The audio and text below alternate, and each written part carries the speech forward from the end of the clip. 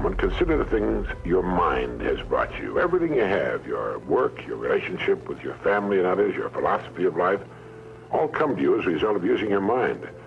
Now consider the estimate made by experts. You have probably been operating on less than 10% of your mental capacities, much less.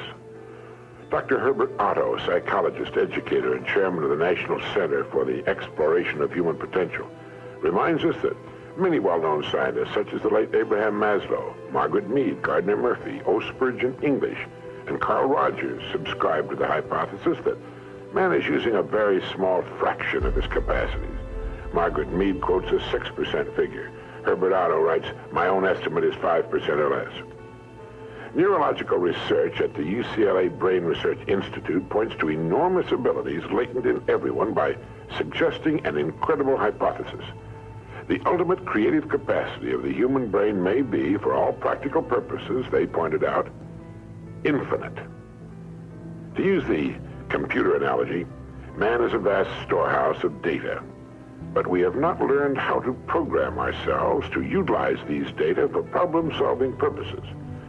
Yefremov, the eminent Soviet scholar and writer, says man under average conditions of work and life uses only a small part of his thinking equipment.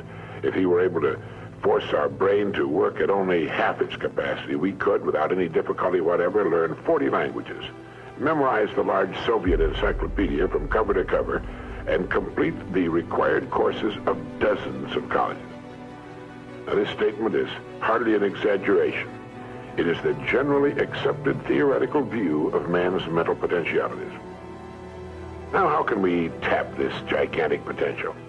Well, it's a big and very complex problem with many ramifications. But as Herbert Otto points out, it is clear that persons who live close to their capacity, who continue to activate their potential, have a pronounced sense of well-being and considerable energy. They see themselves as leading purposeful and creative lives. If everything you have is the result of using just 10% of your mind, consider for a moment what it will mean to you and your family if you can increase this percentage. Now, none of us, as a rule, has the slightest notion of the real capabilities of his mind. But believe me when I say that your mind can be compared to an undiscovered gold mine. And it makes no difference whether you're 17 or 70. Look at it this way. Your goal is in the future. Your problem is to bridge the gap which exists between where you are now and the goal you intend to reach. This is the problem to solve. Robert Seashore, when chairman of the Department of Psychology at Northwestern University, pointed out that successful people are not people without problems. They're simply people who've learned to solve their problems. And there you have it. Living successfully, getting the things we want from life is a matter of solving the problems which stand between where we now are and the point we wish to reach. No one is without problems. They're a part of living. But let me show you how much time we waste in worrying about the wrong problems. Here's a reliable estimate of the things people worry about. Things that never happen, 40%. Things over and past that can't be changed by all the worry in the world, 30%. Needless worries about our health, 12%. Petty miscellaneous worries, 10%. Real, legitimate worries, 8%. In short, 92% of the average person's worries take up valuable time, cause painful stress, even mental anguish, and are absolutely unnecessary. And of the real, legitimate worries, there are two kinds. There are the problems we can solve, and there are the problems beyond our ability to personally solve. But most of our real problems usually fall into the first group, the ones we can solve if we learn how. Now I'm going to assume you've decided upon a goal. Your problem is, how do I achieve it?